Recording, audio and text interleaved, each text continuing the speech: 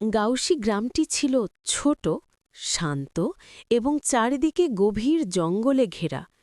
এই গ্রামের পাশ দিয়েই বয়ে গেছে রূপালী নদী।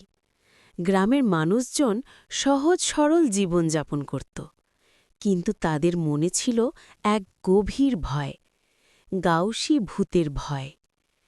প্রায় ৫০ বছর আগে গ্রামের এক বৃদ্ধা মহিলা, যার নাম ছিল মাজেদা, খুব অসুস্থ হয়ে মারা যান। মাজেদা ছিলেন খুব দয়ালু এবং গ্রামের সবার প্রিয়।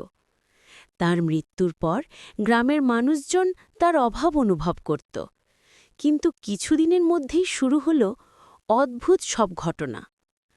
প্রথম ঘটনাটি ঘটেছিল গ্রামের বাজারে। এক রাতে একজন দোকানদার তার দোকান বন্ধ করে বাড়ি ফিরছিলেন। হঠাৎ তিনি দেখেন বাজারের মাঝখানে একটি সাদা ছায়া ঘোরাফেরা করছে। ছায়াটি দেখতে অনেকটা মাজেদা মাসির মতো।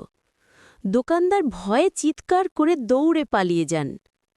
পরের দিন গ্রামের একজন কৃষক তার জমিতে কাজ করছিলেন। তিনি দেখতে পান তার জমির পাশে একটি গাছ থেকে একটি সাদা শাড়ি ঝুলছে। শাড়িটি দেখতে অনেকটা মাজেদা মাসির শাড়ির মতো। কৃষক ভয়ে তার কাজ ফেলে দৌড়ে পালিয়ে যান। এইসব ঘটনা গ্রামের মানুষের মনে ভয় ঢুকিয়ে দেয়। তারা বিশ্বাস করতে শুরু করে যে মাজেদা মাসির ভূত গ্রামে ফিরে এসেছে।